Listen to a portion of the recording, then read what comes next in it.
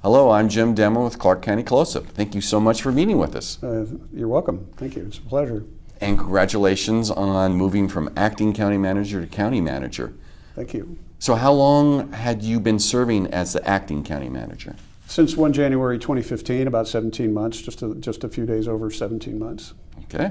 So under the county charter, what is the role of the county manager? Well, the charter created separation of powers in county government. It separated the legislative from the executive. And previously, we had a 3-commissioner county administrator form of government, and the charter established a council form with 5 counselors and an appointed county manager. And the duties of the previous government were split between the council, who does policy and budget, and the executive, which executes all the county functions, except those managed by other elected officials. Okay.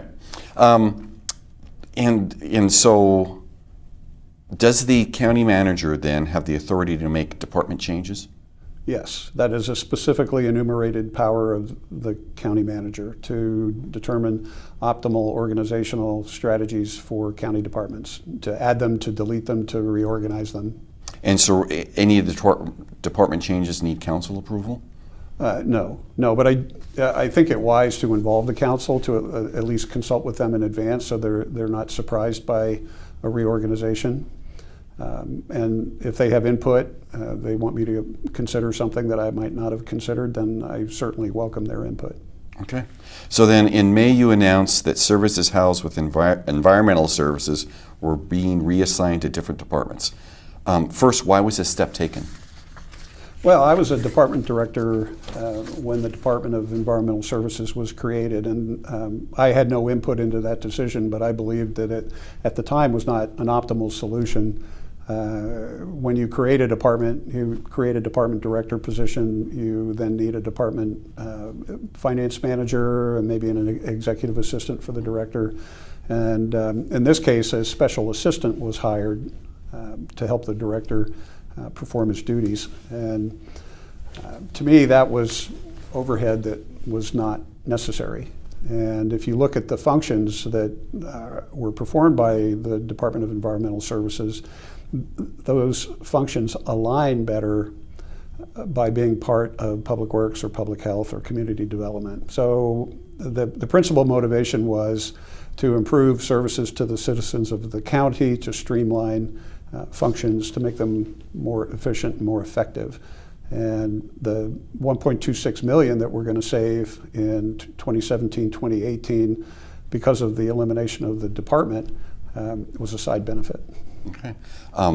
Did any people lose their positions? There were 4 employees that were laid off as a result of the reorganization. Okay.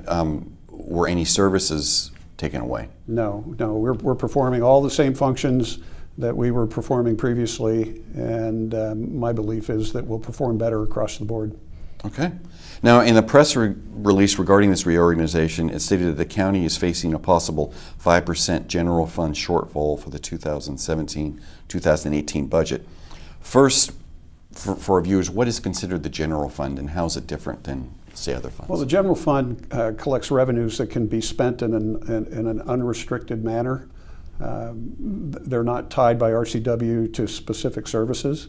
So we use general fund monies to maintain county parks, to run our HR department, our assessor, our treasurer, and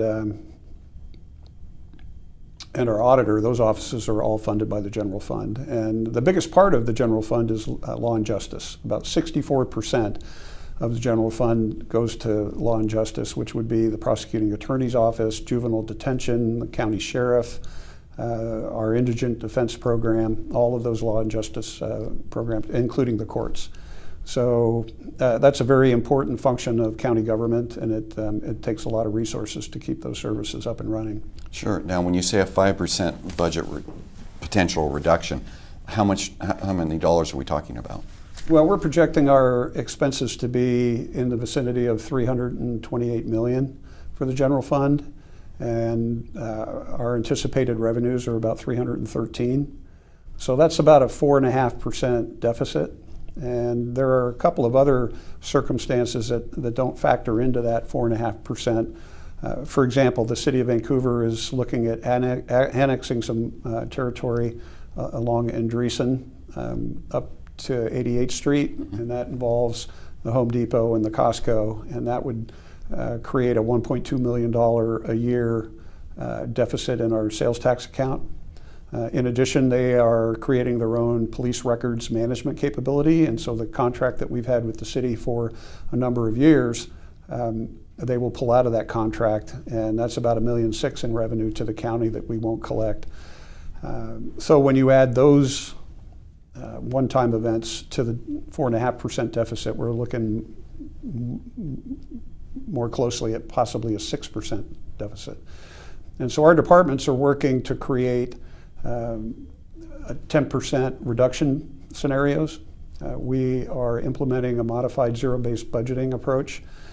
So we are telling departments that we'll fund 90% of your program, and you need to identify the 10% that could possibly be cut in the event that we need to do that.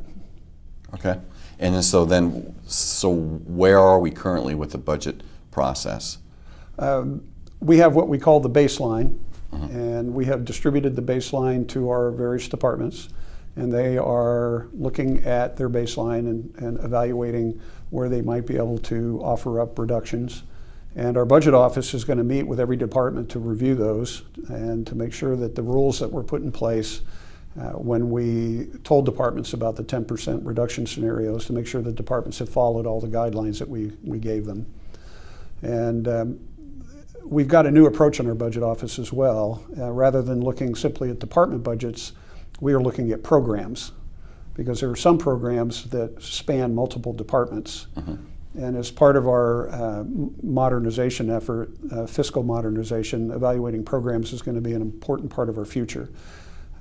Our board, when making policy, needs to evaluate programs, how cost effective they are, how effective they are at achieving the goals and objectives of the program. And so we're headed that direction. Okay. So when do you anticipate any public hearings regarding the budget?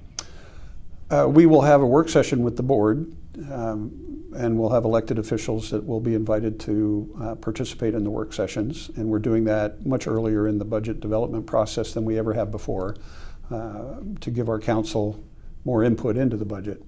And then for 5, 6, 7 December, Monday, Tuesday, Wednesday of that week, we'll have 3 public hearings scheduled. The Monday hearing will be at 10 o'clock. The Tuesday hearing will be an evening hearing at 6. And then Wednesday, if needed, we'll have another hearing again at 10 o'clock in the morning. Okay. Is there anything else you'd like to share regarding the county? The thing about the general fund is 70% roughly of what we spend in the general fund is for salaries and benefits.